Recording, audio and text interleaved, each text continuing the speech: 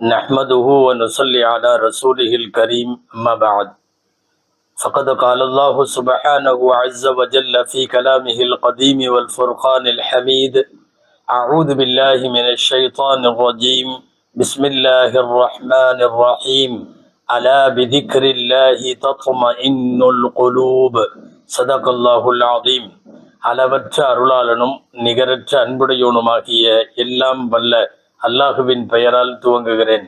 அருமை நாயகம் முஹம்மதுர் ரசூலுல்லா ஸல்லல்லாஹு அலைஹி வஸல்லம் அவர்களின் மீதும் நற்பாக்கியங்கள் நிறைந்த அவர்களினுடைய உம்மத்தின் மீதும் குறிப்பாக இக்காணொளியில இணைந்திருக்கிற நம் அனைவர் மீதும் எல்லாம் வல்ல அல்லாஹுவின் நல்லருள் என்றென்றும் நிறைவாக உண்டாவதாக. ஆமீன். அல்லாஹு ஜல்ல ஷானஹு தஆலா முழுமையான மனித வாழ்க்கையின் நிம்மதியை அவனை நெருங்குவதிலும் அவனை அடைவதிலும் மறுமையை நோக்கிய பயணத்திலும் மார்க்க பிரகாரம் வாழுகிற நெறிகளிலும் அல்லாஹ் வைத்திருக்கிறான். இந்த உலகத்தில் நிம்மதிக்கு வழியை தேடுகிறது மனித சமுதாயம். மானுடத்திற்கு நிம்மதி எதில் என்பதிலே தேடல்கள் தொடர்ந்து கொண்டே இருக்கிறது. இப்போதெல்லாம் ஆன்மீகத்தினுடைய நாட்டங்களும் அதிகமாகிறது. காரணம், நிம்மதி வேண்டும். எதில நிம்மதி கிடைக்கும்? நிறைய பேருக்கு நிறைய கருத்துக்கள். நல்ல வீடு கட்டிவிட்டால் நிம்மதி, பணங்காசு அதிகமாக இருந்து விட்டால் நிம்மதி, நல்ல மனைவி அமைந்து விட்டால் நிம்மதி, மக்கள் செல்வம் இருந்தால் நிம்மதி, பதவியும் பொருளும் ஒரு சேர இருந்தால் நிம்மதி என்றெல்லாம் நிம்மதிக்கு பல்வேறு காரணங்களை பட்டியலிடுகிறது மனித சமுதாயம். உண்மையாகவே இவற்றிலெல்லாம் நிம்மதி கிடைக்குமா? ஒன்று நாம் தெளிவாக புரிந்து கொள்ள வேண்டும். இந்த உலகம் முழு நிம்மதியை தர முடியாத இடம். துனியாவை தாரு தக்லீஃப் என்று சொல்லுவார்கள். சிரமங்களோடு உள்ள பயணம்தான் துனியாவில். இது யாருக்கும், கடைக்கோடியில் ஒரு குடிசையில் வாழுகிறவனாக இருந்தாலும் சரி, கோபுரத்திலோ அரண்மனையிலோ மாட மாளிகையிலோ வசிப்பவனாக இருந்தாலும் சரி, முழு நிம்மதியை அவன் உலகத்தில் இந்த துன்யாவில் பெற முடியாது. இதுதான் யதார்த்தம். அவரவர் தகுதி கேட்பவும் உயர்வு கேட்பவும் அவரவர்கள் நிலைகளுக்கேற்பவும் சிரமங்கள் கூடுதலாம் குறையலாம். ஆனால் சிரமமில்லாத வாழ்க்கை துன்யாவிலே சாத்தியமில்லை. அல்லமா அஹ்மது இப்னு ஹம்பல் ரஹிமஹுல்லா அவர்களிடத்தில் கேட்பார்கள், எப்போது ராஹத்து கிடைக்கும், எப்போது மனசுக்கு முழு நிம்மதியும் அமைதியும் கிடைக்கும்? சொல்வார்கள், இந்த அவ்வளி கதமின் ததழுகா ஃபில் ஜன்னா. தொடர்ந்து சிரமங்கள் இருந்து கொண்டேதான் இருக்கும். முழுமையான நிம்மதி என்பது நீ உனது பாதத்தை சொர்க்கத்திலே முதல் அடி வைக்கிற போதிருந்து நிம்மதி தொடங்கிவிடும். அப்படியானால் முழுமையான நிம்மதி என்பது சுவனப் பிரவேசத்தின் போதுதான் கிடைக்குமே தவிர உலகத்திலேயே முழுமையான மன நிம்மதியை அடைந்தவர்கள் யாரும் இல்லை. இந்த உலகத்தில் அந்த அடிப்படையில் நிம்மதியை தேடுகிற போது பாதை தவறாக நிறைய பேர் தேடுகிறார்கள்.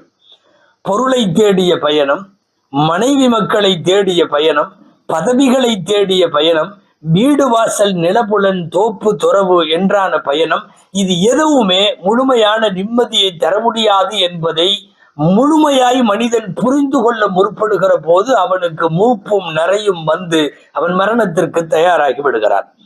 இந்த உலகத்தில் நீங்கள் நன்றாய் கவனிக்க வேண்டும். திரும்ப திரும்ப சொல்லப்பட்ட ஒரு பெரிய பொய் ஒன்று இருக்கிறது.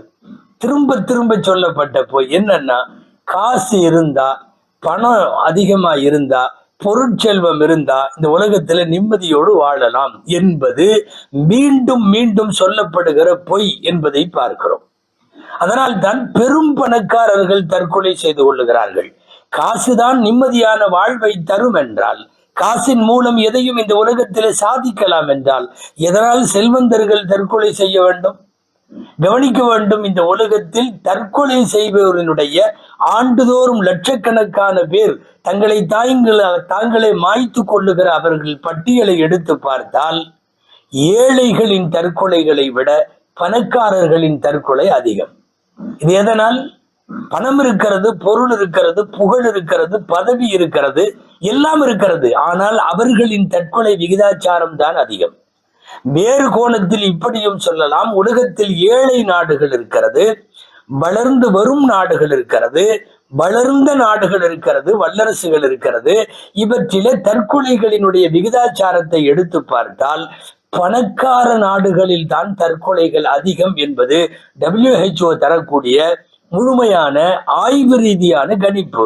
பணக்கார நாடுகளில், அதாவது பட்ஜெட்டுக்கு போக துண்டு விழக்கூடிய நாடுகளுக்கு இடையில் அதிகமாக உபரியாய் கையில செல்வத்தை வைத்திருக்கிற செல்வந்த நாடுகளில் எதனால் தற்கொலை வைக்கிறது?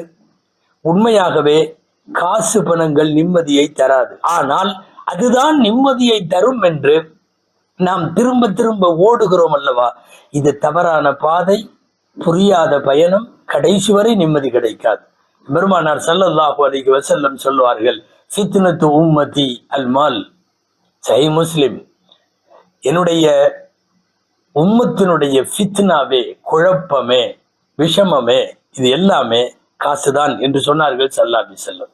அதிகமாக காசை அடைவதற்கு பேராசைப்படுகிறான், அதன் மூலம் மன நிம்மதி கிடைக்கும் என்று நினைக்கிறான். அல் குர்ஆன் சொல்லுகிறது, வதுஹிப்பூனல் மால ஹுப்பன் ஜம்மா. நீங்க ரொம்ப அதிகமாக காசு பணத்தை பிரியப்படுகிறீர்கள். குர்ஆனின் இன்னொரு இடம், இன்னஹு லிஹுப்பில் கைரி லஷதீத். காசை, பணத்தை, துன்யாவினுடைய மோகத்தை நீங்கள் நேசிப்பது என்பது ரொம்ப அதிகமாக இருக்கிறது, கடுமையாக இருக்கிறது என்று குர்ஆன் சொல்லுகிறது. காசு வரக்கூடிய எந்த ஒருவனாவது இந்த உலகத்தில் போதும் என்கிற மனோநிலைக்கு வருகிறானா? இல்லை.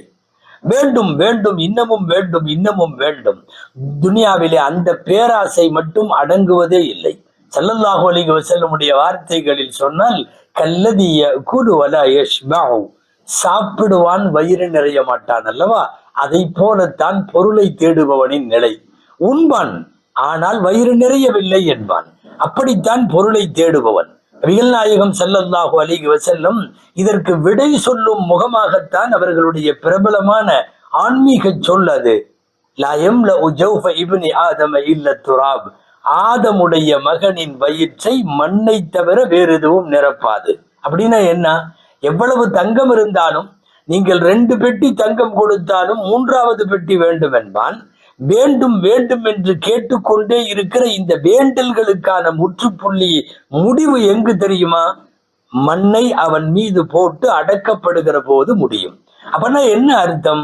இவனுடைய தேடல் பயணம் என்பது தொடர்ந்து கொண்டே இருக்கும், இவன் மன்னரைக்கு செல்லுகிற வரை. இது என்ன அழகான குர்ஆன் வாசகம்! அல்ஹாக்குமுத் தகாசுர் ஹத்தா ஸுர்துமுல் மகாபிர். தகாசுர் என்கிற வேண்டும் வேண்டும் அதிகம் தேடுகிற இந்த பேரவா, இது எதுவரை இருக்கும்? ஹத்தா ஸுர்துமுல் மகாபிர். கபர்களை நீங்கள் சந்திக்கிற வரை இருக்கும் என்று குர்ஆன் மிக தெளிவாக தெளிவுபடுத்துகிறது. ஆம், பணத்தின் மீதான பேராசை மட்டுமல்ல, எந்த பொருளின் மீதான பேராசையும் குற்றங்களில் தலையாய குற்றம் என்று சொல்லுவார்கள். இன்னமும் வேறு வார்த்தையில் சொன்னால், உலகத்தின் முதல் குற்றமே பேராசை என்பார்கள். ஆம், எல்லாம் கொடுத்து ஆதம் அலைஹிஸ்ஸலாமை சுவனத்தில் அனைத்தையும் அனுபவிக்க சொன்ன இறைவன் ஒன்றே ஒன்றைத்தானே விலக்கி வைத்தான். ஆனால் அவர் மனம் என்ன தெரியுமா? அந்த ஒன்றின் மீதுதான் ஆசைப்பட்டது என்பதும் அதை ஒட்டிய ஆதம் அலைஹிஸ்ஸலாமினுடைய வரலாறுகளும் நமக்கு தெரியும். அதனால் தான் பெருமானார் ஸல்லல்லாஹு அலைஹி வஸல்லம் மண்ணை தவிர வேறு எதுவும் இந்த பேராசைக்கு முற்றுப்புள்ளி வைக்க முடியாது என்பார்கள். அரபுலகத்தினுடைய மிகப்பெரிய கவிஞர், அற்புதமான கவிஞர், அரபுலகத்தினுடைய கவித்துவ இலக்கியத்தினுடைய அடையாளம் எனலாம். சொல்லுவார்கள், மா கதா அஹதும், இம்ரவுல் கைஸ் என்பது அவருக்கு பெயர். அந்த இம்ரவுல் கைஸ் சொல்லுகிறார், மா கதா அஹதும் மின்ஹா லுபானதஹா வமன்தஹா இரபுன் இல்லா இலா இரபி. இந்த துன்யாவின் முழு சுவையையும் உணர்ந்தவர்கள் யாருமே கிடையாது, முழு சுவையையும் அனுபவித்தவர்கள் யாருமே இல்லை. அது எவ்வளவு பெரிய கோடிகளில் புரளுகிற கோடீஸ்வரனாக இருந்தாலும் துன்யாவை முழுமையா சுவைச்சதில்லை. அடுத்த வரி ரொம்ப அற்புதமானது, ஆன்மீகம் ததும்புகிற வரி. என்ன தெரியுமா? யதார்த்தத்தை சொல்லுகிற வரி. ஒமன் தகா இரபுன் இல்லா இலா இரபி. துன்யாவில் ஒரு தேவை இன்னொரு தேவையில் போய் முடியுமே தவிர முற்றும் என்று முற்றுப்புள்ளி வைக்க முடியாது. யதார்த்தம் அப்படித்தானே. இது வேண்டும் என்போம், அது கிடைத்தவுடன் அதுவும் வேண்டும் என்போம், அதுவும் கிடைத்து விட்டால் வேறொன்றை காட்டி இது வேண்டும் என்போம். இது கபருக்கு செல்லுகிற வரை தொடரும். தேவைகளின் தொடர்தான் இந்த உலகம் என்பதை ரொம்ப அற்புதமாக சொல்லி இருக்கிறார் இம்ருல் கைஸ் கவிஞர். ஆனால் மார்க்கத்தினுடைய பார்வை வேறு. துன்யாவில் எவ்வளவு இருந்தால் நிறைவு, எவ்வளவு இருந்தால் போதும். மார்க்கம் என்ன சொல்லுகிறது தெரியுமா? ஒரு பிரபலமான நபி மொழியில் நபிகள் நாயகம் ஸல்லல்லாஹு அலைஹி வஸல்லம் அழகாக இதை விளக்குவார்கள். மன்னஸ்பஹ மின்கும் ஆமினன் ஃபீ ஸர்பி, யாராவது உங்களில் ஒருவர் தனது குடிசையில், தனது வீட்டில் அவர் காலையில எழுகிற போது அச்சமற்று எழுகிறார். ஓ முஆஃபன் ஃபீ ஜஸதி, உடல் ஆரோக்கியத்தோடு அவர் காலையில எழுகிறார். வஇந்தஹு கூத்து யௌமிஹி, அன்றைக்கு ஒரு நாளுக்கு தேவையான உணவு அவர் கையில இருக்கிறது. இந்த மூணும் இருந்து விட்டால் இந்த உலகமே அவருக்கு வாரி சுருட்டி கொடுக்கப்பட்டதை போல. அவ உலகமே கையிலே கிடைத்தது என்று நபிகள் நாயகம் ஸல்லல்லாஹு அலைஹி வஸல்லம் இல்லை, ஷரியத்தை இஸ்லாமியா என்ன சொல்லுகிறது தெரியுமா? இஸ்லாமிய மார்க்கம் 3 தான். காலையில் எழுகிற போது அச்சமற்ற வாழ்க்கை, ஆரோக்கியமான உடல், அன்றைக்கு தேவையான அளவுக்கு உள்ள உணவு. இந்த 3 இருந்து விட்டால் உலகமே அவன் கையில் என்கிறது. நாம் அன்றைக்கல்ல, அடுத்த தலைமுறை வரை கையில் வைத்திருக்கிறோம். ஆனாலும் இன்னமும் வேண்டும் என்கிறோம். ஒரு அச்சமற்ற வாழ்க்கை வாழுபவர்களும் வேண்டும் என்கிறோம். யோசித்து பார்த்தால் பொருளின் மீதான பேராசை வாழ்க்கையை திக்கு தெரியாத திசைக்கு நம்மை கொண்டு செலுத்துகிறது. பணத்திற்கு பின்னால் ஓடி ஓடி ஓடி ஓடி பணமும் கிடைக்காமல், ஆரோக்கியமும் கிடைக்காமல், அனுபவிக்க வேண்டிய அழகான வாழ்க்கையை, ஆன்மீக ததும்ப வாழ வேண்டிய வாழ்க்கையை இழந்துவிட்டு ஒன்று கைசேதப்படுகிறோம், இல்லாவிட்டால் பல பேர் வாழ்க்கையை முறித்து தற்கொலை செய்து கொள்ளுகிறோம். இன்றைக்கும் கூட உலகமெல்லாம் பல்வேறு நாடுகளில் நகைக்கடை வைத்திருக்கிற ஒரு அதிபர் பல கோடிகளுக்கு இல்லை, பல்லாயிரம் கோடிகளுக்கு அதிபர் தற்கொலை செய்து 14வது மாடியில இருந்து குதித்திருக்கிறார் என்ற செய்தியை நாம் நேற்றைக்கும் இன்றைக்கும் பார்த்து கொண்டிருக்கிறோம். எப்படி தற்கொலைகள்? பணம் இல்லையா? கொட்டி கிடக்கிறது. புகழ் இல்லையா? கண்ணு கட்டிய தூரம் வரை அவர்களுடைய புகழாரம் பேசப்படுகிறது. பணமும் புகழும் இருந்தும் தொடர்ந்து இவர்கள் இப்படி தற்கொலை முடிவை நோக்கி போகிறார்கள் என்பது நமக்கு ஒரு செய்தியை சொல்லுகிறது. வாழ்க்கையின் நிம்மதி பணத்தில் இல்லை, வாழ்க்கையின் நிம்மதி பதவியில் இல்லை, வாழ்க்கையின் நிம்மதி வீடு வாசலில் இல்லை, வாழ்க்கையின் நிம்மதி மனைவி மக்களிலே இல்லை. இதையெல்லாம் தாண்டிய ஒரு ஆன்மீகத்தை நோக்கிய தேடலில் மட்டும்தான் இந்த உலகத்தில் வாழ்க்கையின் நிம்மதி கிடைக்கும், வாழ்க்கைக்கு அர்த்தமும் கிடைக்கும். ஆண்டுதோறும் நீங்கள் ஊடகங்களில் பார்க்கிறீர்கள் அல்லவா? பிரபல நடிகைகள் தற்கொலை, பிரபல இயக்குனர் தற்கொலை, டைரக்டர் தற்கொலை, தயாரிப்பாளர் தற்கொலை. என்ன வந்தது இவர்களுக்கு? புகழ் உண்டு, பணம் உண்டு, ஊடகத்தின் வெளிச்சம் இவர்களின் மீது உண்டு, மீடியா பிளாஷுக்கு சொந்தக்காரர்கள் இவர்கள், மெயின் ஸ்ட்ரீமிலே நாடு முழுக்க இருப்பவர்கள். ஏன் வாழ்க்கையில விரக்தியின் உச்சத்திற்கு போய் இவர்கள் வாழ்க்கையை இழக்க வேண்டும்? தேடலிலே தவறு இருக்கிறது என்று பொருள். உண்மைதான். அந்த தேடல் தவறுதான் கொண்டு போய் தற்கொலையிலே நிறுத்துகிறது. நாம் தற்கொலை செய்பவர்களின் பட்டியலை உலகத்தில் விலாவரியாக பார்க்கலாம். கடனால் தற்கொலை செய்து கொள்ளுகிற நபர்கள், குடும்ப பிரச்சனைகளால் தற்கொலை செய்து கொள்ளுகிற நபர்கள், காதல் தோல்வியால் தற்கொலை செய்து கொள்ளுகிற நபர்கள், பரீட்சையில் ஃபெயிலாகிவிட்டேன் என்று சொல்லி கல்வியில ஏற்பட்ட பின்னடைவுகளால் தற்கொலை செய்து கொள்ளுகிறவர்கள், மானபங்கப்படுத்தப்பட்டவர்கள் இனி எப்படி வாழுவது என்று அதற்கு வழி தெரியாமல் அல்லது வழியை நோக்கி நகராமல் தற்கொலை செய்து கொள்ளக்கூடியவர்கள், பல்வேறு பெருநோய்களால் பாதிக்கப்பட்டு அந்த நோய்களோடு வாழ்க்கை பயணம் செய்ய முடியாமல் நோயின் நேரத்தில் தங்களின் வாழ்வை முறித்து கொள்ளக்கூடியவர்கள் எல்லாம் இருப்பதை பார்க்கிறோம். தற்கொலைகளில் இது பல்வேறு ரகம். அதிலும் பார்ப்பதற்கு ஆள் இல்லாமல் பரிவு காட்ட பக்கத்திலே யாரும் இல்லாத போது இப்போதெல்லாம் பல்வேறு நாடுகளில் மருத்துவமனைகளிலேயே சட்டப்பூர்வமாக என்ன செய்கிறார்கள் தெரியுமா? ஒரு ஊசியை போட்டு கொன்றுவிட்டு கருணை கொலை என்று அதற்கு பெயரும் வைத்திருக்கிற விந்தையை பார்க்கிறோம். இப்படி உலகத்தில் தற்கொலைகள் பல்வேறு ரகங்களிலே இருக்கிறது.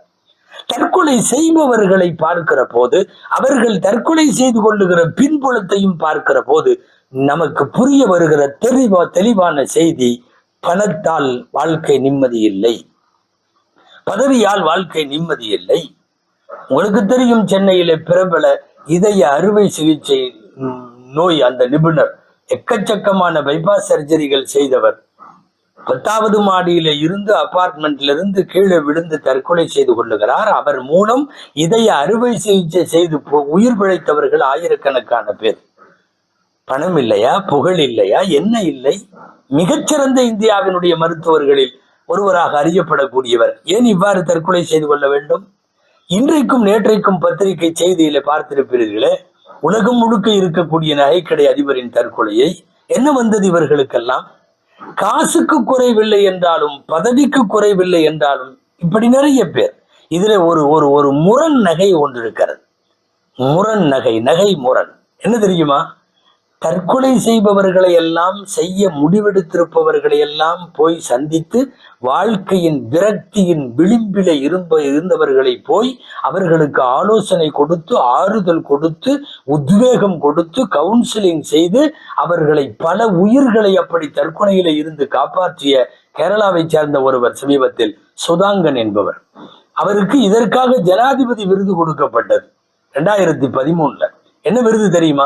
தனிநபர் தீர செயல் விருது. என்னன்னா, உயிரை விடுவதற்கு முயன்று கொண்டிருப்பவர்களை அடையாளம் கண்டு அவர்களிடத்திலே போய் பேசியே அவர்களை அந்த தற்கொலை எண்ணத்தை கைவிட வைத்தவர் இந்த நபர். அதற்காக ஜனாதிபதி விருது கொடுக்கப்பட்டவர். ஆனால் நான் சொன்ன முரண் நகை என்ன தெரியுமா? முரண்பாடு என்ன தெரியுமா? விருது வாங்கிய சில நாட்களில் அவர் தற்கொலை செய்து கொண்டார். இதுதான் உலகத்தினுடைய யதார்த்தம். யாரும் விதிவிலக்கல்ல. எல்லாரும் தற்கொலையை நோக்கி போகிறார்கள். எல்லா துறைகளை சார்ந்தவர்களும் போகிறார்கள் என்றால் ஒன்னே ஒண்ணுதான், வாழ்க்கையின் தேடலை நீங்கள் தப்பாக தேடுகிறீர்கள். தேடுகிற அந்த பாதை சரியாக இருந்தால் தற்கொலைக்கு வாய்ப்பில்லை.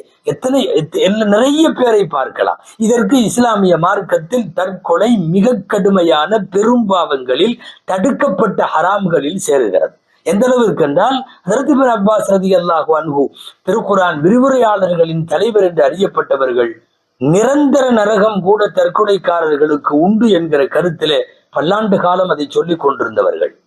இப்படியும் இருக்கிறது அறிவிப்புகள். வாழ்வின் பிற்பகுதியில் அவர்கள் இந்த கருத்திலே இருந்து வாபஸ் ஆகி, இல்லை, தற்கொலை செய்து கொண்டவனாக இருந்தாலும் அவன் முஸ்லிமாக இருக்கிற பட்சத்தில் அவன் இறுதி சொர்க்கம்தான் என்கிற கருத்துக்கு வந்ததாகவும் அறிவிப்புகள் உண்டு. ஏன் இன்றைக்கு வரையும் கூட தற்கொலையை கண்டிக்கிற இந்த மார்க்கத்தினுடைய ஃபிக்ஹ் என்கிற உட்பிரிவு சட்டங்களில், மார்க்க சட்டங்களில் இப்படியும் கூட கருத்து வேறுபாடு உண்டு. ஒரு தற்கொலை செய்து கொண்டவன் ஒரு ஊரில் அவனுடைய இறுதி பிரேத ஜனாசா தொழுகையை நடத்தலாமா, தொழ வைக்கலாமா, வேண்டாமா என்பதிலே கூட அறிஞர்களிடத்திலே கருத்து வேறுபாடு. தொழ வைப்பது என்று இருந்தாலும் கருத்து வேறுபாடு உண்டு என்று சொல்ல வருகிறேன்.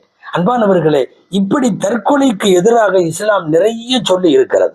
இருப்பினும் சமீப காலங்களில் ஒரு 7 லட்சம் என்றிருந்தது 70 லட்சம் என்றாகி இன்றைக்கு கோடிகளில் ஒவ்வொரு ஆண்டும் தற்கொலை செய்து கொள்ளக்கூடியவர்களின் எண்ணிக்கை தொடுவதாக வேர்ல்டு ஹெல்த் ஆர்கனைசேஷன் தெரிவிக்கிற புள்ளி விவரங்களை பார்க்கிற போது, எதனால் இப்படி தற்கொலை? அதே சமயம் குடிசையிலே அன்றாடங்காய்ச்சியாய், வயிற்றுக்கு வழி இல்லாமல், வயிற்றுப்பாட்டுக்கு வழி இல்லாமல், மனைவி மக்களை காப்பாற்ற முடியாமல் தற்கொலை செய்பவர்களும், கடன் வாங்கிவிட்டு கட்ட முடியாமல் தற்கொலை செய்பவர்களும் என்று மிடில் கிளாஸ்லையும் அதற்கு கீழே இருக்கக்கூடியவர்களும் இந்த மாதிரி ஏழைகள் தற்கொலை செய்வது என்றால் அதற்கு ஒரு நியாயம் கூட பேச முடியும். ஆனால் அவர்களின் விகிதத்தை விட தற்கொலையில் பணக்காரர்கள், பதவியில் உள்ளவர்கள், புகழுக்குரியவர்கள், நடிகைகள், நடிகர்கள், டைரக்டர்கள், பெரும் பெரும் மருத்துவர்கள், உலகத்திலே புகழின் உச்சிக்கு போனவர்கள், இவர்களெல்லாம் தற்கொலை செய்து கொள்கிறார்கள் என்றால் இந்த உலகத்தில் பணத்தையும் பதவியையும் இதை மாத்திரமே வைத்துக் கொண்டு துனியாவின் வாழ்க்கையை தேடுவது என்பது நம்முடைய தவறான பாதை. முடிவுக்கு வருவோம் அன்பானவர்களே. இந்த உலக வாழ்க்கை சிரமங்களோடு தான் பயணப்பட வேண்டும். சிரமம் இல்லாமல் துன்யா இல்லை. துன்யா சிரமங்களின் கூடாரம். அவரவர் தகுதிக்கேற்பவும், துறைகளுக்கேற்பவும், நிலைகளுக்கேற்பவும் சிரமங்கள் கூடலாம், குறையலாம். ஒரே வழி, பாதை சரியாக பயணிக்க வேண்டுமானால் எல்லாம் வல்ல அந்த இறைவனை நோக்கிய நகர்வும் பயணமும் இருந்தால் வென்று விடலாம். ஏன், சிரமங்களை கூட, சோதனைகளை கூட சாதனைகளாக மாற்றிவிட முடியும். ஏதாவது ஒரு பொறுப்பை யாரிடத்திலாவது ஒப்படைத்து விட்டால் நாம் கொஞ்சம் நிம்மதியாக இருக்கலாம் அல்லவா? இஸ்லாம் அப்படித்தான் கூப்பிடுகிறது. ஃபஃபிர்ரு இலல்லாஹ், நீங்கள் அல்லாஹ்விடம் விரைந்து செல்லுங்கள். அல்லாஹ்ட்ட எல்லா பொறுப்பையும் ஒப்படைத்து விடுங்கள். அவனை நோக்கிய நகர்வு மட்டும்தான் வாழ்க்கையில் தற்கொலை செய்யாமல் தடுக்கும் அல்லது தவறான தேடலை தடுக்கும். அதுவரை நாம் இந்த தவறாகவே நம்முடைய பாதையை செலுத்த வேண்டியது வரும். எல்லாம் வல்ல அல்லாஹ் காப்பாற்ற வேண்டும். அல்லாஹ்விடத்திலே துஆ செய்வோம். ரப்பு தஆலா நம்மை சரியான பாதையில் வாழ்க்கை தேடலை அமைத்து கொள்ளக்கூடிய தௌஃபீகை அல்லாஹ் தருவானாக. பணத்திற்கும் புகழுக்கும் இன்ன பிற உலகத்தினுடைய ஆடம்பரங்களுக்கும் பின்னாலே அதுதான் வாழ்க்கை என்று தவறான புரியுதலோடு பயணிப்பதை விட்டுவிட்டு உண்மையான இறைவனை நோக்கிய நகர்வு மட்டும்தான் இந்த உலகத்தையும் மறுமையையும் வெல்லுவதற்கு வழி என்கிற ஒரு அற்புதமான சிந்தனையை அல்லாஹ் நமக்கு தருவானாக. வாழ்க்கையை அர்த்தம் உள்ளதாக்கி ஆன்மீக தேடலோடு நம்முடைய வாழ்க்கை பயணத்தை எல்லாம் வல்ல அல்லாஹ் அமைத்து தந்து அதற்கான ஆவணங்களை இறைவனே ஏற்படுத்தி தருவானாக. ஆமீன். வாஹிரு தஅவானா அனில் ஹம்துலில்லாஹி ரப்பில் ஆலமீன். அஸ்ஸலாமு அலைக்கும் வரஹ்மத்துல்லாஹி வபரகாத்துஹு.